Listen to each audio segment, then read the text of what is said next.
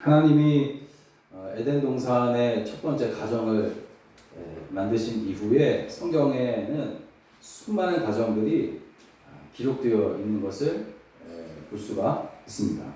그 가정들이 살아가는 그런 살아왔던 그런 모습들을 보면 하나님이 그 작은 가정을 통해서 얼마나 많이 크고 작은 일들을 이루어 가셨는가 하는 것을 우리가 보게 됩니다. 하나님은 인류의 모든 역사를 가정으로부터 시작하시고 만들어 가셨습니다. 아담과 하와가 지은 죄가, 그 가정의 죄는 온 인류의 죄가 되었고, 또 그 죄로 인하여 우리 주 예수 그리스도께서 오셔서 우리를 죄에서 구원하시는 그런 역사들, 구원의 역사들을 만들어 가셨고, 또 아브라함의 가정이 믿음의 가정이 되고 축복의 가정이 되었을 때에 이제 모든 사람에게 복이 임하는 그런 역사들이 이루어져 가게 됩니다. 성경에서 소개하고 있는 가정들이 모두가 다 좋은 일들을 역사들을 만들지는 않았지만, 그럼에도 하나님께서 그러한 가정들을 보존하시고 계속해서 유지하시며 돌보시는 이유는 한 가정을 통해서 많은 일을 하시기 때문인 줄로 믿습니다.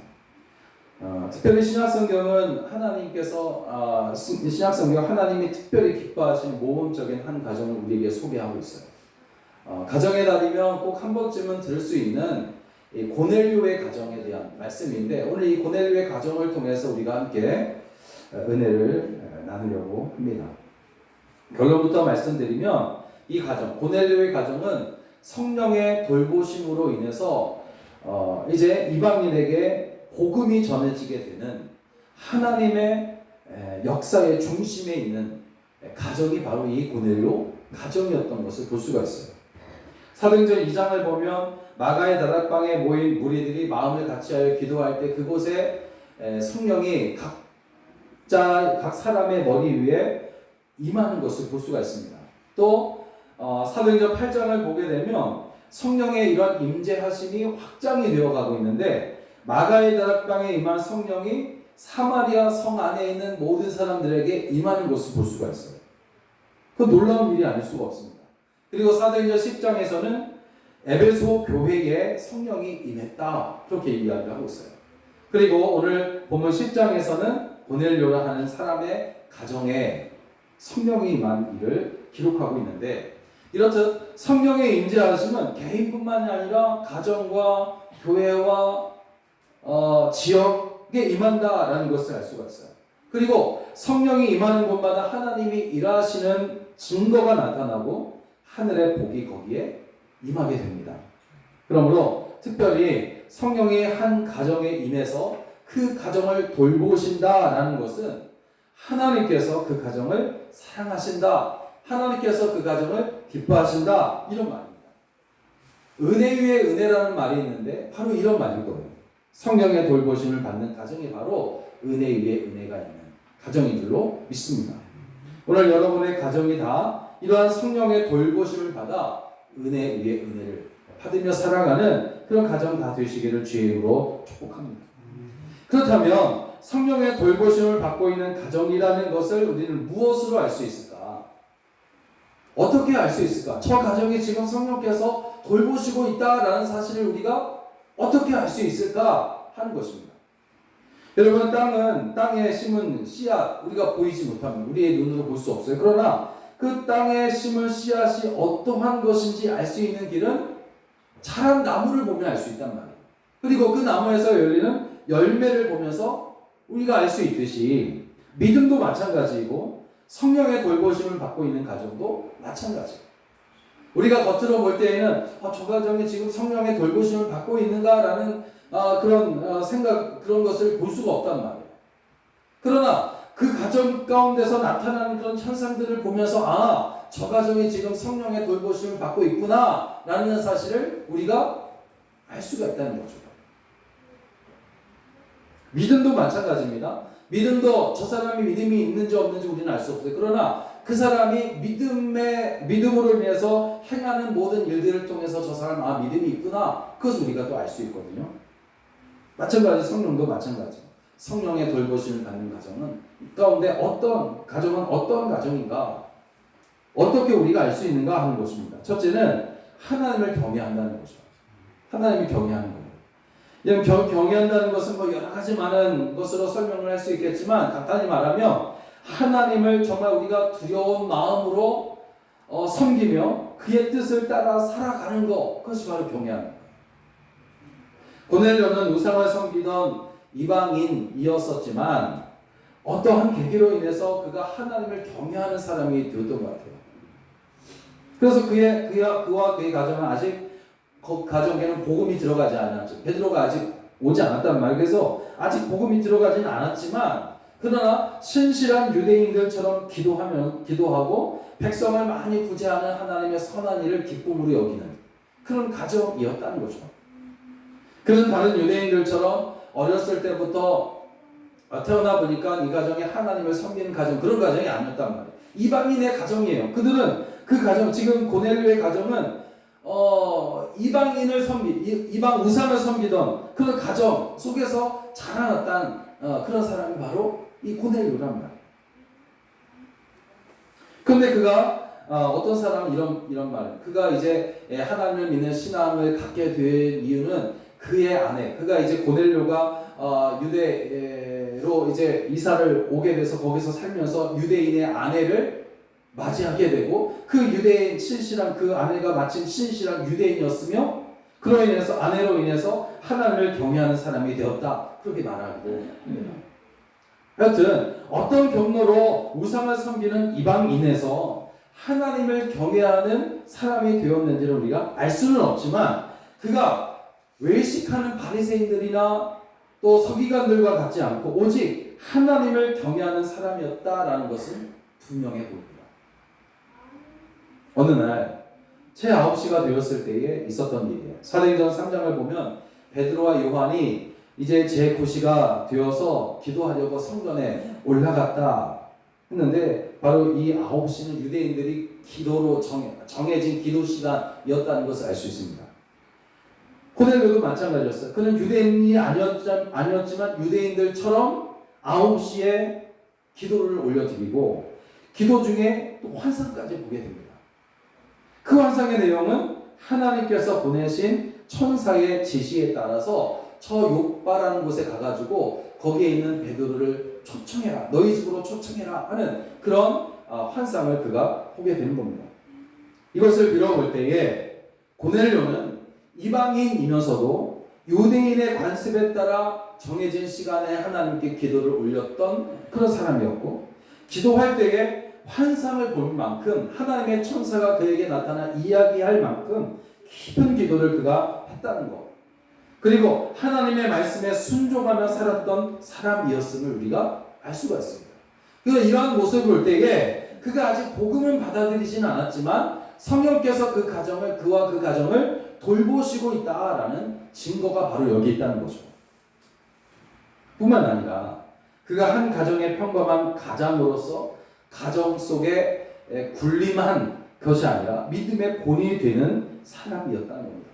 이렇게 고넬료가 한 가정의 가장으로 믿음의 본을 보이고 여러 가지 하나님의 선한 모범을 보이는 것을 보면 오늘날 사실 부모가 자신은 세상 따라 살면서 자녀에게는 말씀 따라 살라고 한다고 말하는 것이, 살아야 한다고 말하는 것이 얼마나 모순되는 일인가라는 것을 깨닫게 됩니다. 여하튼 오늘 본문을 보니까 경건이라는 말은 헬라어로 신앙이 깊다, 그런 말이에요. 신앙이 깊다. 경건이라는 말이 그런 말인데 사도행전 10장 7절 8절을 보면 그가 하인 둘과 부하들 중에 경건한 사람 하나를 불러서 욥바에 있는 베드로에게 보냅니다. 그런데 하인이나 부하라고 한 것을 보면 그들은 그 당시 최하층 계급의 사람이란 말이에요. 이 고넬료가 부리던 백부장입니다. 이달리아의 군대 중에 100명의 군사를 다스렸던 명령을 할 수 있었던 백부장이었습니다. 그 가운데 이제 부하라고 했습니다. 그리고 하인이라고 했습니다. 최하층의 계급이란 말이죠. 근데 고넬료는 베드로에게 부하와 하인을 보낼 때에 그들 또한 경건한 사람이라고 이야기를 합니다. 경건한 사람. 부하나 하인들 중에 경건한 사람이 있었다라는 것과 그들이 경건한 사람이라는 것을 알고 있는 이 고넬료는 결국 그가 하나님의 말씀을 따라 사는 사람이었으며 밑에 사람들이 좋은 마음으로 순종하고 따를 정도로 아주 훌륭한 인격을 가지고 있었던 주인이었다라는 것을 알 수가 있다는 거죠. 여러분, 술 먹는 부모 밑에 술 먹는 자식이 나오고요. 싸우는 부모 밑에 싸우는 자녀가 나오게 되어 있습니다. 그런 경우가 대부분. 이제 다 그렇지는 않지만 대부분이 그렇습니다. 어느 공중 화장실에 이렇게 이제 들어갔을 때인데 화장실 문에 쓰여진 낙서같이 쓰여진 그런 글이 하나 있었는데 당신이 흡연자면 당신의 자녀도 흡연자입니다 하는 그런 말이었어요. 이 말들은 결국 자녀의 삶의 모습이 다른 데서 오는 것이 아니라 대부분 부모에게서 온다 그런 말입니다. 그러므로 한 가정이 하나님을 경외함으로 성령의 돌보심을 받고 있다는 것을 알 수 있는 방법은 부모를 보면 안다는 거예요. 부모를 보면.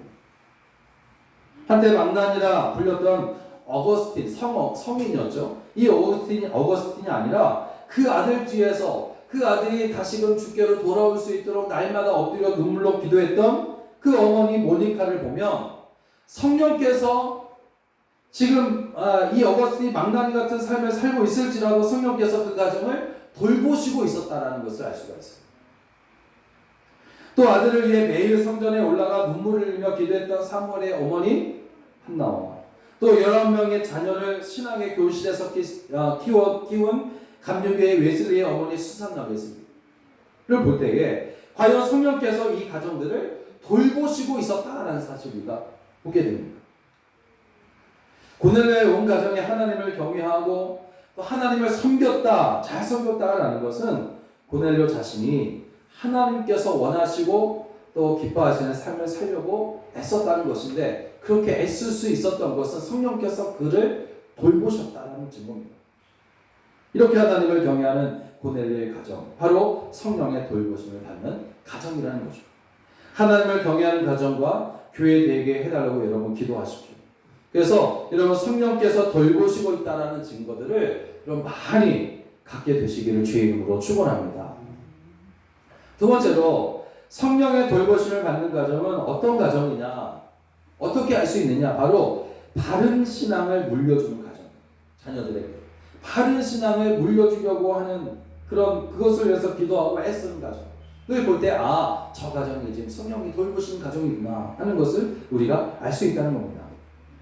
성령의 돌보심을 받고 있는 가정이라면 그 가정은 무엇이 가장 귀한 것이고 좋은 것인지를 알고 있는 가정, 적어도 그것은 바로 자녀에게 바른 신앙을 물려주는 가정.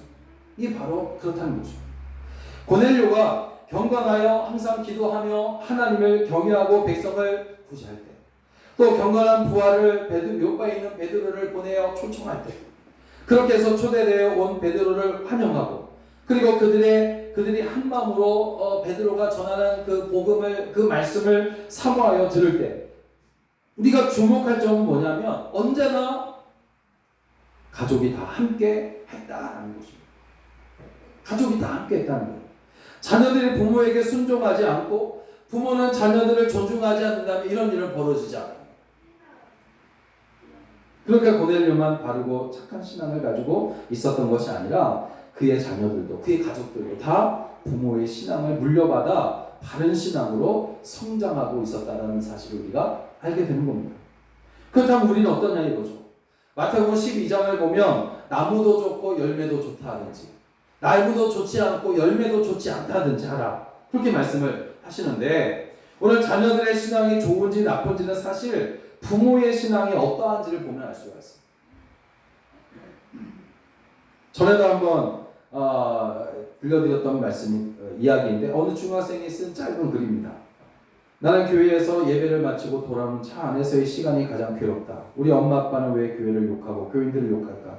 목사님에 대한 불만은 왜 또 그렇게나 많을까? 그러면서 교회를 계속 다니며 교인들을 매주일 만나고 목사님의 설교를 듣는지 이해되지 않는다. 엄마 아빠가 교회 다녀오는 그 시간이 내 삶의 최악의 시간이다 하는 이 글을 중학생 아이가 썼다는 거죠. 이게 바로 교회의 현실, 오늘날 성도들의 그 신앙의 현실이에요. 부모가 말씀 따라 신실하고 바르게 살아간다면 자녀에게 그렇게 살아야 한다라고 굳이 말하지 않아도 좋은 나무에 좋은 열매가 열리듯이 자녀들 또한 바르고 신실한 신앙으로 살아가게 되어 있다는 말이죠. 그러므로 부모는 바른 신앙을 가지고 살며 자녀 또한 그런 부모를 본받아 바르고 신실한 신앙으로 살아서 여러분 행복한 가정 하나님께서 기뻐하시는 그런 가정 되시기를 주의 이름으로 축복합니다. 여러분 그런 말 있잖아요. 그 부모의 그 자식이다 하는 그런 말 있지 않습니까? 근데 이런 말씀이 성경 말씀이 성경에 있단 말이죠. 하나님의 말씀에 순종하여 아들을 제물로 드리려고 할 때에 자신의 생명을 아버지 아브라함에게 내어 맡긴 이삭이라는 아들이 있어요. 제물도 없이 제사를 드리러 가자고 하는 아버지를 따라 나선 그 순종. 모리아산 제단에 자신을 결박하여 눕혔을 때 반항 없이 따르던 그런 순종. 또 아버지 아브라함이 자기를 죽여 제물로 드리려고 칼을 높이 들어도 어린 양처럼 조용했던 이삭의 모습. 이런 모습들은 사실 아브라함의 순종보다 어쩌면 더 큰 순종이었다라는 것을 알 수가 있습니다. 여러분 자녀의 신앙생활만큼은 여러분 항상 관심을 가져야 하고 또 가지고 있지 않습니까? 언젠가는 신앙생활을 잘하겠지 하는 그런 막연한 생각, 사실 위험한 생각이에요. 의식주나 어떤 살아가는데 필요한 것을 주는 것으로 다 키웠다, 부모의 역할을 다 했다 그렇게 생각해서는 결국 안 된다는 거죠. 왜냐하면 이 세상은 마귀와 싸우는 영적 전쟁터입니다. 왜? 그것이 더 큰 전쟁이란 말이에요. 영적 전쟁입니다. 그러므로 내 자녀의 신앙 문제를 낙관해서는 안 된단 말이죠. 그 영혼도 하나님께서 기뻐하시는 한 영혼이기 때문입니다. 마태복음 5장을 보면 예수님께서 죄에 대해서 얼마나 심각하게 생각하시는지에 대한 말씀을 비유로 이야기하는 말씀이 나오는데 만일 내 오른눈이 너로 실족하게 하거든 빼어내버리라. 내 백체 중에 하나가 없어지고 내 몸이 없어지고 온 몸이 지옥에 던져지지 않는 것이 유익하며 또 만일 내 오른손이 너로 실족하게 하거든 찍어내버리라. 내 백체 중에 하나가 없어지고 온 몸이 지옥에 던져지지 않는 것이 유익하다 하는 말씀입니다. 장차 내 자녀를 그야말로 후회 없는 자녀로 또 구원받은 신앙의 자녀로 양육하기 위해서는 바로 지금부터 쭉 계속해서 신앙에 대해 우리는 늘 관심을 가져야 한다는 거예요. 취업이나 또 학교나 이런 것에 물론 우리가 관심을 가져야 되겠지만 우리가 항상 매일같이 부모로서 자녀를 위해 가지고 있어야 할 관심 그리고 기도해야 될 것 그것은 바로 신앙에 대한 관심이라는 거죠. 영혼에 관한 관심. 이런 관심을 갖는다라는 것을 오해하지 않길 바랍니다. 앉혀놓고 가르치는 것이 아니라 기도하는 것이요. 신앙의 본을 보이는 것입니다. 철학자이면서 위대한 신학자였던 키에르 케고르라는 사람은 아주 유명한 신학자인데 그의 아버지가 어렸을 때부터 엉뚱한 질문을 하던 그에게 그를 보면서 기도했다고 그래요. 뭐라고 기도했냐면 주님 내 아들이 어떤 위대한 인물이 되기를 저는 원치 않습니다. 오직 우리 주 예수 그리스도만을 열심히 믿는 그런 아들이 되게 하시옵소서. 내 아들이 가슴에 다른 무엇보다도 예수의 낙인이 찍히는 아들 되게 하옵소서. 이렇게 날마다 기도했다는 거죠. 그래서 키에르 케고르라는 아주 유명한 철학자, 신학자가 탄생하는 거예요. 오늘 그리스도인들의 자녀들은 어디에서 무엇을 하든지 하나님을 가슴에 모시고 하나님을 인정하는 삶을 살아가야 할 것입니다. 그렇게 될 수 있도록 오늘 자녀를 위해서 기도하고 또 신앙의 모범 되시기를 주의 이름으로 부탁을 드립니다. 또 마지막으로 성령의 돌보심을 받는 가정을 어떻게 우리가 알 수 있냐면 가족이 다 경건 생활을 기쁨으로 한다는 거예요. 고넬료의 가정은 가족이 다 하나님을 경외하면서 경건 생활을 기쁨으로 하게 되는데 백성을 구제합니다. 그것도 이제 하나님의 말씀을 따라 순종한 거예요. 또 항상 기도하는 가정이에요. 남편을 위해서, 또 아내를 위해서, 자녀를 위해서, 또 자녀는 또 부모를 위해서 기도하는 가정. 고넬료와 그의 가정의 경건 생활을 볼 때 경건 생활이라는 것이 여러분 어디에도 치우치지 않은 균형 잡힌 생활이었다라는 것을 알 수가 있습니다. 다시 말하면 선한 일만 행한 것이 아니라 기도 또한 열심히 했고 기도만 하고 있었던 것이 아니라 선한 일도 행했다는 것이죠. 사도행전 10장 22절을 보면 이러한 고넬료에 대해서 하인들과 부하들이 그를 의인이다 그렇게 불렀어요. 하나님을 경외하며 사람들에게 칭찬받는 사람이다 그렇게 말하고 있습니다. 유대인의 입장에서 보면 의인이란 뭐냐면 율법을 잘 지키면 의인이거든요. 유대인의 입장에서 보면 율법을 잘 지키면 의인이라 그렇게 불렀습니다. 그래서 바리새인들은 스스로 자신들을 의인이라 불렀어요. 율법을 잘 지키니까.